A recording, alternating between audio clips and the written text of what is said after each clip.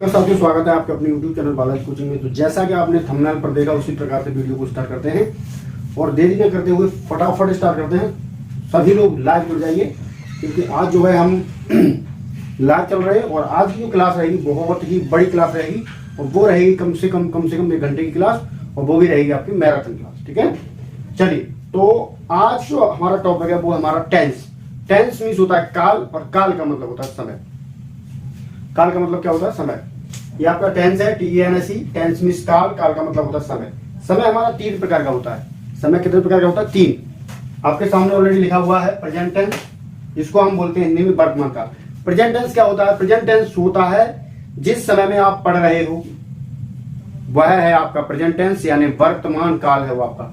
Number 2 पे आपका आता है past tense. Past tense means होता है भूतकाल हिंदी में, लेकिन आपको ये जो लाइट का सिस्टम है वो इस पे आ रहा होगा, तो मैंने आपको सामने लिख दिया है। इसको बोलेंगे पास्ट टेंस। पास्ट टेंस का मतलब होता है बेटा भूतकाल, यानी जो निकल गया। भूतकाल कौन सा होता है? वो निकला हुआ समय होता है, यानी बीता हुआ समय होता है, और बीते हुए समय को हम कहते हैं भूतकाल। जैसे तुमने खाना खाया तो वो बीते हुए समय में, तुमने अपना पाठ याद किया बीते हुए समय में, और तुम रोए बीते हुए समय में, तुम सो गए बीते हुए समय में। ये सारा सिस्टम बीते हुए समय में आता है। अब हम बात करेंगे फ्यूचर टेंस की। फ्यूचर टेंस का मतलब हिंदी में होता है भविष्य काल, और भविष्य काल को हम हिंदी में कहते हैं भविष्य काल ही हिंदी में इसका अर्थ है। और इसके भी 4 भाग होते हैं। इन तीनों टेंसों को 4-4 भागों में बांटा गया है। मान लो टेंस एक पूर्वज थे, पूर्वजों के 3 पुत्र हुए, present tense, past tense, future tense. अब इनके 4-4 और होंगे। तो 4-4 का मतलब होता है ये सारे कुछ समय में बटे होते हैं, और समय का मतलब आप जानते ही हो, समय 3 प्रकार का होता है, present tense, past tense, future tense. एक जो अभी चल रहा है वो आपका कहलाएगा प्रेजेंट टेंस, जो निकल गया वो आपका पास्ट टेंस, जो आएगा वो फ्यूचर टेंस। आप लोगों को समय के बारे में सारी जानकारी हो गई होगी। अब हम बात करेंगे इनके 4-4 भाग और होते हैं। तो 4-4 भाग कौन कौन से होते हैं, उससे पहले आप या तो नोट कर लीजिए कॉपी पर, या स्क्रीनशॉट ले लीजिए, ताकि हमें आगे बढ़ सके। ठीक है, तो बच्चों ये सामने इसके लिखे हुए प्रकार। टेंस मीन्स काल, काल का मतलब समय, समय 3 प्रकार का, present tense, past tense, future tense. अब present tense, past tense, future tense के भी 4-4 भाग होते हैं। तो 4-4 भाग आपके सामने ऑलरेडी लिखे हुए हैं, और क्लियरली मैं कर देता हूं। देखिए, प्रेजेंट इंडेफिनिट टेंस, प्रेजेंट की स्पेलिंग PRESENT और INDEFINITE।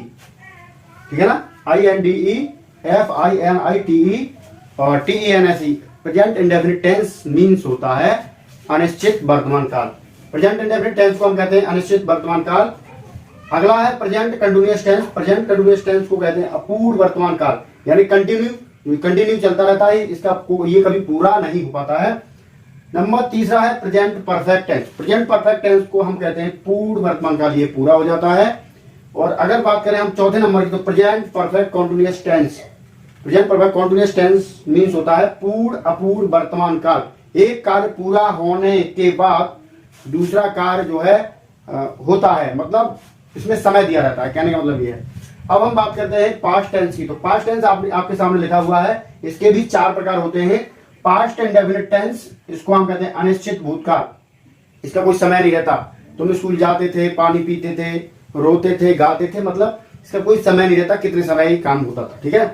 पास्ट कंटिन्यूअस टेंस, इसको बोलेंगे अपूर्ण भूतकाल। वह जा रहा था, तुम पढ़ रहे थे, ऐसे करके इसका कोई निश्चित समय नहीं होता है। पास्ट परफेक्ट टेंस की अगर बात करें, तो पास्ट परफेक्ट टेंस पूर्ण भूतकाल। डॉक्टर के आने से पहले मरीज मर चुका था, इसी वाक्य में आते हैं, समझ लेना, बहुत इंपॉर्टेंट है ये। उसके बाद आपका आएगा पास्ट परफेक्ट कॉन्टिन्यूअस टेंस, और पास्ट परफेक्ट कॉन्टिन्यूअस टेंस को हम कहते हैं पूर्ण अपूर्ण भूतकाल, यानी इसमें भी समय दिया रहता है। सेम कंडीशन है। अगर आपने प्रेजेंट के सारे के सारे चारों याद कर लिए प्रेजेंट के, तो आपको पास्ट के भी हो जाएंगे और आपको फ्यूचर के भी याद हो जाएंगे, गारंटेड।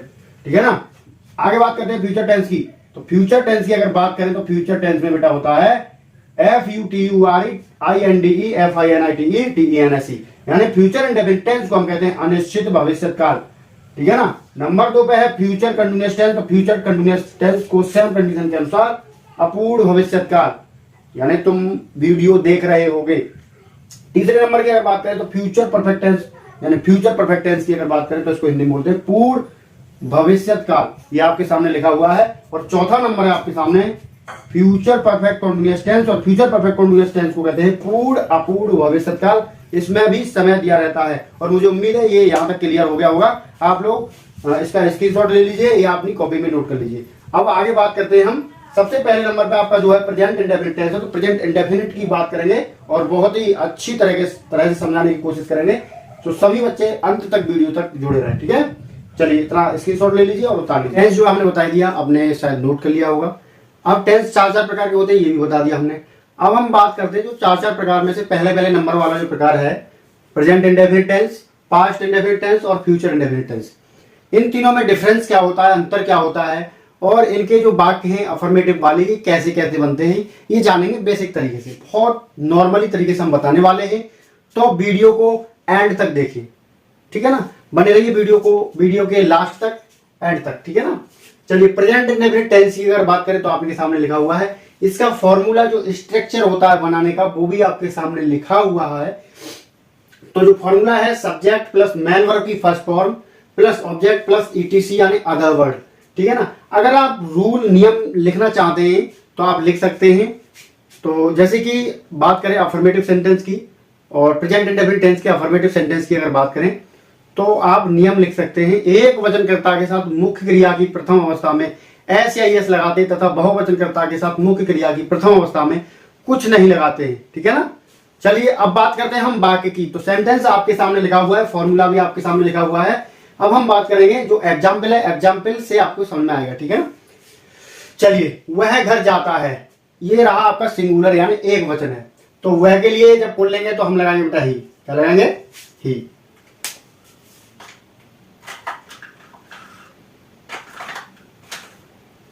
बिल्कुल, वह के लिए जो पुल्लिंग है उसके लिए हम बेटा लगाएंगे ही लगा दिया हमने। अब लास्ट में पहुंचाएंगे जाता है, तो जाना की स्पेलिंग होती है गोज, गो होती है। यहां पर हमने ईएस जोड़ देंगे। क्या जोड़ देंगे बेटा? ईएस। अगर अब यहां पर दो ऑप्शन है आपके सामने। पहली बात आती है कि इन वाक्यों में एस या ईएस लगाते हैं मुख्य क्रिया में, तो एस कहां लगाते हैं और ईएस कहां लगाते हैं, इसकी कंडीशन भी जानना जरूरी है आपको। हमेशा ध्यान रखिएगा, जिस क्रिया की जो अंग्रेजी होती है, जिस क्रिया की अंग्रेजी होती है उसमें जो अंतिम अक्षर है वो यदि कॉन्सोनेंट्स होगा, कौन सा होगा? व्यंजन होगा, तो आप ओनली एस लगा सकते हैं। यदि क्रिया की अंग्रेजी का अंतिम अक्षर वोवेल्स होता है यानी स्वर होता है, तो वहां पर ईएस लगा सकते हैं। हालांकि अंत में अगर ई होती है तो ई भी स्वर है, तब तो केवल ऐसे लगाएंगे, ऑलरेडी ई है। अगर ए ई आई ओ यू इनमें से कोई अक्षर आता है ई को छोड़ करके, तो आप ईएस का प्रयोग करेंगे। किसका प्रयोग करेंगे बेटा? ईएस का। तो हमने बात की ही गोज, कहां जाने की बात चल रही है बेटा?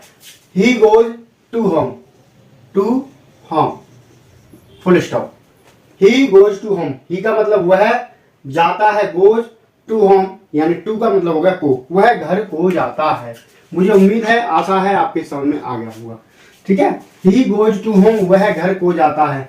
अब हम बात करेंगे वह घर को जाता था। यही बात ये प्रेजेंट में थी, अब बात आएगी पास्ट में। तो पास्ट में क्या कंडीशन रहने वाली है? आपके सामने फॉर्मूला लिखा हुआ है, सब्जेक्ट प्लस मैन वर्ब की सेकंड फॉर्म। हमेशा ध्यान रखिए, जो पास्ट इंडेफिनिट टेंस होता है उसमें हमेशा वर्ब की सेकंड फॉर्म का प्रयोग होता है। चलिए इस वाक्य को बढ़ा के सेकंड फॉर्म ऑब्जेक्ट ईटीसी यानी अदर वर्ड। चलिए ही गोज टू होम, ये प्रेजेंट इंडेफिनिट बना। अब हम बात करेंगे तो पास्ट इंडेफिनिट क्या बनेगा? वह के लिए क्या लगाएंगे बेटा? ही। क्या लगाएंगे? ही। वह के लिए हम लगा देंगे बेटा ही। वह के लिए हमने ये लगा दिया। जाता था, जाना की जो सेकंड फॉर्म होती है वो होती है went. He went to home, वह घर को जाता था। ही वेंट टू होम, ठीक है ना। सेकंड फॉर्म आ गई, यहां पर आपके समझ में आया होगा। टू का प्रयोग हमेशा हिंदी में कुछ ना कुछ शब्द छुपे हुए होते हैं, जैसे को शब्द छुपा हुआ है तो टू का प्रयोग हुआ है इसमें। इंग्लिश जो है अपने आप में कुछ भी नहीं छुपाती है, हिंदी जो है कुछ ना कुछ छुपा के चलती है। तो मुझे उम्मीद है, आशा है, I hope you are understanding. चलिए अब यही बात अगर हमने फ्यूचर में रख दी, वह घर जाएगा, वह घर जाता है, वह घर जाता था, वह घर जाएगा। इस कंडीशन पे आप क्या वाक्य बनाएंगे? वह घर जाएगा। तो इसको हम बनाएंगे बेटा, हमेशा ध्यान रखिएगा, इसका नियम लिख सकते हैं आप। सब्जेक्ट आईडी के साथ सेल, व अन्य कर्ताओं के साथ विल का प्रयोग करते हैं। ठीक है ना। उसके बाद मैन वर्ब की फर्स्ट फॉर्म लगाते हैं, तो फॉर्मूला आपके सामने लिखा हुआ है, सब्जेक्ट सेल या विल प्लस मैन वर्ब की first form plus object etc. मुझे उम्मीद है, आशा है समझ में आया होगा। चलिए, प्रेजेंट में हमने सीख ली, पास्ट में सीख लिया, और इसी बात को हम फ्यूचर में कैसे बनाएंगे, तो वह के लिए लगाएंगे बेटा ही। क्या लगाएंगे? ही। अब ही के साथ हमने बताया आई वी के साथ सेल लगता है, अन्य कर्ताओं के साथ विल लगता है। चलिए, तो यहां पर जो है विल का प्रयोग होगा, ही विल जाएगा गो, और यहां पर टू का प्रयोग कर देंगे home. He will go to home, he will go to home, ये आपका वाक्य बनेगा। ही मीन्स वह विल का प्रयोग होता है, इसमें गो मत जाएगा, टू होम वह घर को जाएगा। चलिए, अब हम बात करते हैं दूसरा एग्जाम्पल जो सामने लिखा हुआ है आपके, उस एग्जाम्पल की। चलिए, मैं सामान खरीदता हूं, ये प्रेजेंट इंडेफिनिट का वाक्य है, तो इसमें जो है बनाएंगे हम, मैं के लिए हम प्रयोग करेंगे आई। हमेशा ध्यान रखिएगा, जो आई शब्द होता है, जो मैं होता है, वो उसके साथ जो है बहुवचन जैसा व्यवहार होता है। तो बहुवचन जैसा व्यवहार होता है, तो उसी कंडीशन से इसमें ऐसे नहीं लगाएंगे। तो I B U Y, Y means खरीदना, I Y the things, things means वस्तुएं या सामान, आई वाई द थिंग्स, मैं सामान खरीदता हूं। इसी कंडीशन को लेकर के अगर बात करें हम पास्ट में, तो पास्ट में कैसे बनेगा, इसी को बनाएंगे आई। अब यहां पर ध्यान रखो भैया, मैं सामान खरीदता था, second form bought, BOUGHT, I bought the things.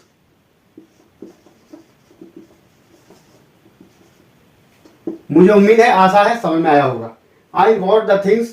ठीक है ना, मैं सामान खरीदता था। अब इसी बात को लेकर के अगर हम फ्यूचर बनाएंगे, मैं सामान खरीदूंगा, तो इस वाक्य को कैसे बनाएंगे, आई। हमने आपको शुरू में बता दिया, आई वी के साथ सेल व अन्य कर्ताओं के साथ विल का प्रयोग करते, तो यहां पर आई सब्जेक्ट हुआ, तो हम बनाएंगे यहां पर सेल, आई सेल, वर्ब की first form buy the things, I sell buy the things, मैं सामान खरीदूंगा। चलिए, और एग्जाम्पल आपके सामने लिखे हुए, इसको फटाफट बनाते हैं।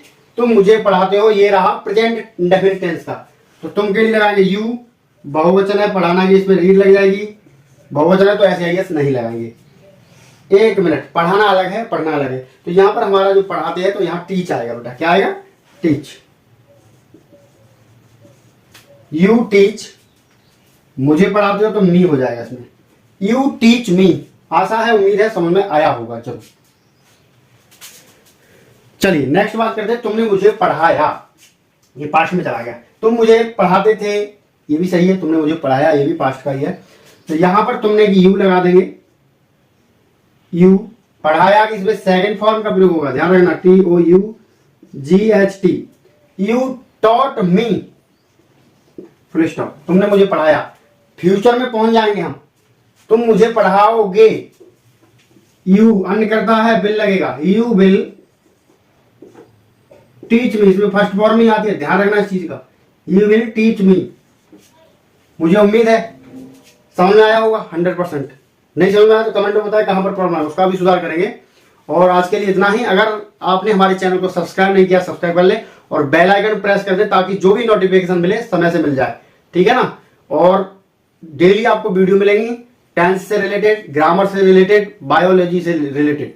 ठीक है ना, सारी वीडियो प्रोवाइड कराई जाएंगी आपको। सो हमारे चैनल को आप सब्सक्राइब कर लें। ठीक है ना, और बेल आइकन दबाना ना भूलिएगा। Thank you so much for watching video.